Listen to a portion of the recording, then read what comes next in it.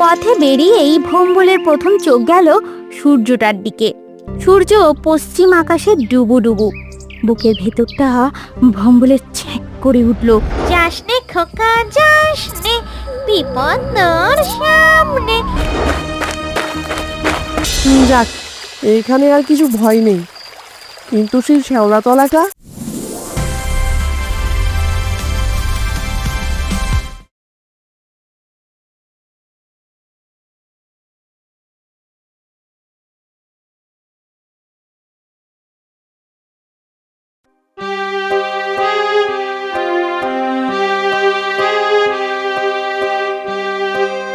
গিন্নি, ও গিন্নি, কোথায় গো? হ্যাঁ, এই তো বলো, কি হয়েছে? কি এত হাঁকড়া করছো কেন? এই গুড়ের হাঁড়িটা কোথায় রাখবো বলো তো? বোনের বাড়িতে পাঠাতে হবে তো। হায় হায় হায় হায়, দেখো কাণ্ড! বলি গুড় তো এনে ফেললে, কিন্তু দিয়ে আসবেটাকে? আমার তো বিকেল হলেই আবার বাতের ব্যথাটা বাড়ে।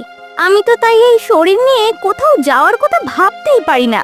তার উপর তোমার বোনের বাড়ি যেতে গেলে 4-4টে গ্রাম পেরিয়ে যেতে হয়। তোমার তো মাঠে কাজও আছে অনেক, কোথাও তো যাওয়ার জো নেই। এখন বোনের বাড়িতে একে দিয়ে আসবে বলো তো গুড়টা? হ্যাঁ, তাই তো। আমি তো এত ভেবে দেখিনি। বোনের বাড়িতে গুড় পাঠাবো বলে আনন্দ করে গুড় আনলাম, এখন কি হবে?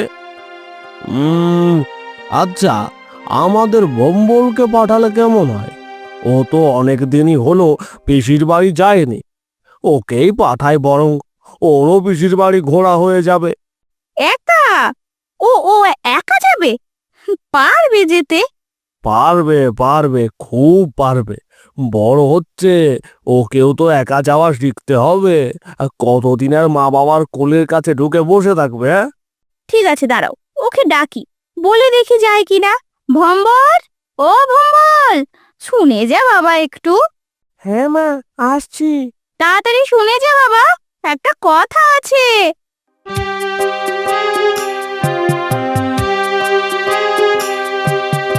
হ্যাঁ মা, বলো, কি বলবে? শোন না বাবা, হ্যাঁ, একবার তোর পিসির বাড়িতে যেতে পারবি এই গুড়ের হাঁড়িটা নিয়ে? আমি একা? আমি কি করে একা যাব? ও মা, আমি যে কখনো একা একা কোথাও যাই না। ও আমি পারবো না মা। তার উপর পিসির বাড়ির পথে আমার ওই শ্যাওড়াতলাটা পড়ে। ওখানটা দিয়ে যেতে আমার দিনের বেলাতেও কেমন গা ছমছম করে মা। ও মা, আমি পারবো না। ও তুমি অন্য কাউকে পাঠাও। অমন কথা বলে না বাবা, তোমার পিসি যে এই পৌষ পার্বণে আমাদের পাঠানো গুড়ের অপেক্ষাতেই থাকেন। অন্যবারে তো আমি দিয়ে আসি বাবা, সেবারে শুধু আমার এই বাতের ব্যথাটা বেড়েছে বলেই আমি দিয়ে আসতে পারছি না। যা বাবা যা, দিয়ে আয়। কাল তাড়াতাড়ি সকাল সকাল বেরিয়ে যাবি, দিন থাকতে থাকতে পিসির বাড়ি পৌঁছে যাবি। কোনো ভয় নেই বাবা, যা না বাবা, যা যা। ঠিক আছে, যাবো।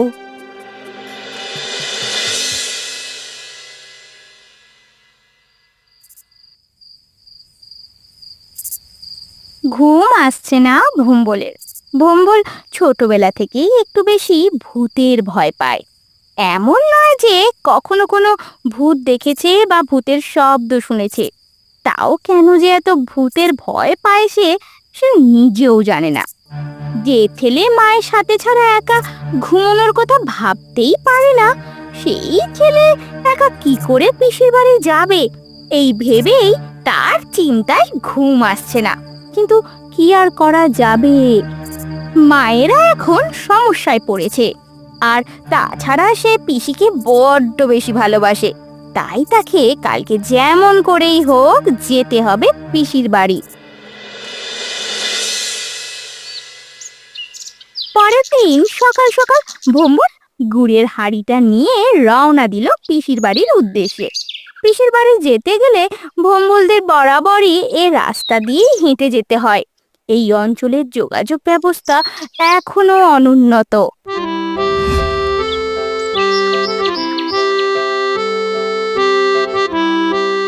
কাদের খোকারে, হেঁটে চলেছিস?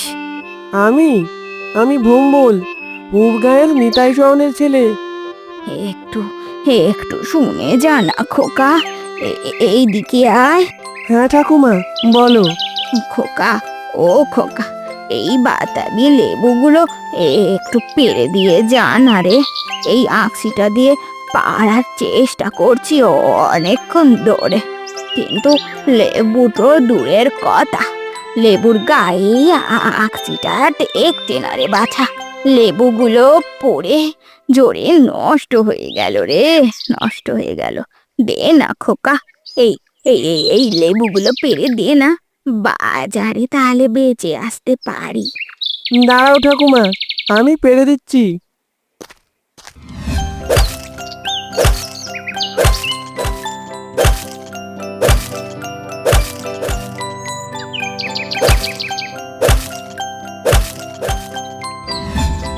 এবার আমি আসি ঠাকুমা। কোথায় যাবি এখন তুই?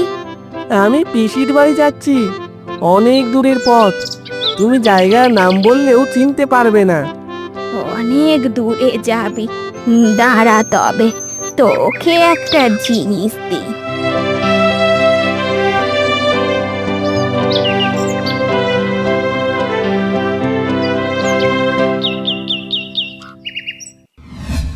এই নে, এই খইগুলো কাছে রাখ, পথে দরকার হতে পারে রে খোকা। এই বুড়ির তোকে দেয়ার মতো আর কিছু নেই রে খোকা, আর কিছু নেই। পথে বেরিয়েই ভোম্বলের প্রথম চোখ গেল সূর্যটার দিকে। সূর্য পশ্চিম আকাশে ডুবু ডুবু।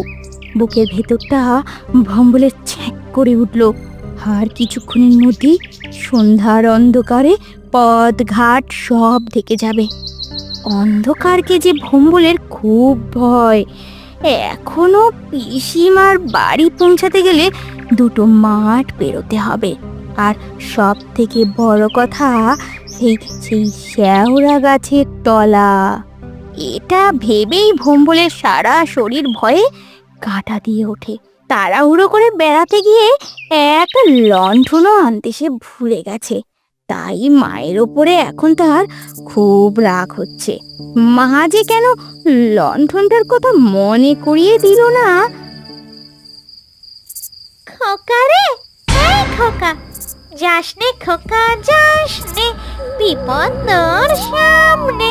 ওরে ওরে, যাস নে রে ভাই, যাস নে, বিপদ তোর সামনে। এ কি, এ এ তোমরা কেন আমায় ভয় দেখাচ্ছ তোমরা? আমাকে যে আজ পিসিমার বাড়ি পৌঁছতেই হবে। আমি যদি এখান থেকে ফিরে যাই, আমাকে আমার বাবা মা ভীতু বলবে। আমি আর ভয় পেতে চাই না। তোমরা আমাকে আর ভয় দেখিও না। এ কি, আমি আর এগোতে পারছি না কেন? কি যেন মনে হচ্ছে আমার পা দুটো জড়িয়ে ধরছে। তোমরা আমায় ছাড়ো না, তোমরা ছাড়ো, ছাড়ো।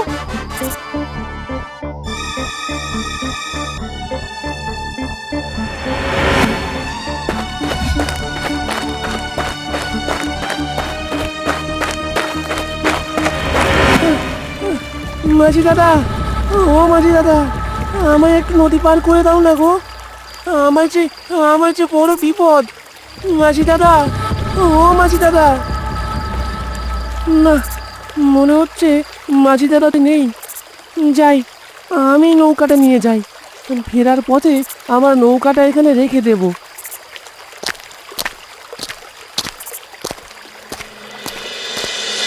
যাক, এখানে আর কিছু ভয় নেই। কিন্তু সেই শেওড়াতলাটা, কিন্তু সেটা তো আসতে এখনো দেরি আছে। খুব খিদে পেয়ে গেছে। দেখি ঠাকুমার দেওয়া এই খইগুলো খেয়ে একটু জল খেয়ে নি, তাহলেই পেটটা ভরে যাবে। কত আলো!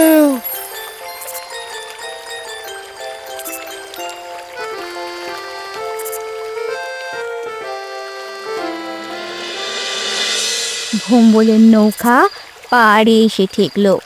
ভোম্বলের এবার কিন্তু আর সেই রকম ভাবে কোনো ভয় করছে না।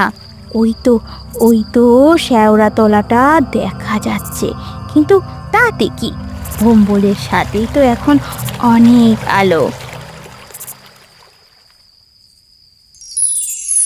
কি সুন্দর দৃশ্য!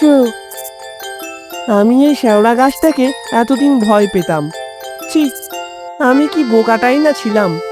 বাবা মা আমায় ঠিকই বলে বড্ড ভীতু আমি। রাতের বেলা তো বাদুড় পেঁচা বেড়াল থাকবে, এদের দেখে শুধু শুধুই আমি ভয় পেতাম। তবে আজকের পর থেকে আর আমি ভয় পাবো না।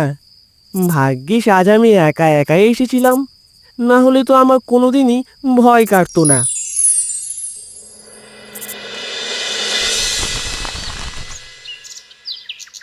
পিসিমা, ও পিসিমা! আরে কে রে? ও, আমাদের ভোম্বল। আয় ভোম্বল এলি নাকি? আয় আয় বাবা, আয় আয় আয়। ভালো আছো তো পিসিমা? হ্যাঁ রে বাবা, আছি ওই। তো তুই এই সাত সকালে একা একা এলি? তার মানে তো তুই সারা রাত রাস্তায় ছিলিস? হ্যাঁ রে বাবা, তোর ভয় করলো না একা একা আসতে? তোর মনে আছে ছোটবেলা থেকে তুই খুব ভূতের ভয় পেতিস, আর দাদা যখন তোকে ভূতের গল্প বলতো তুই তখন আমার কোলে ছুটে এসে মুখ বুজে থাকতিস? মনে আছে? তো তুই আজকে এত সাহস কোথায় পেলি বাবা? হ্যাঁ গো পিসিমা, আমার খুব সাহস হয়ে গেছে, আর আমি কিছুতেই ভয় পাই না। জানো পিসিমা, ওই শ্যাওড়া গাছে ভূত থাকে না, আমি মিচি মিচি ভয় পেতাম। আজকের পর থেকে আমি আর ভয় পাবো না।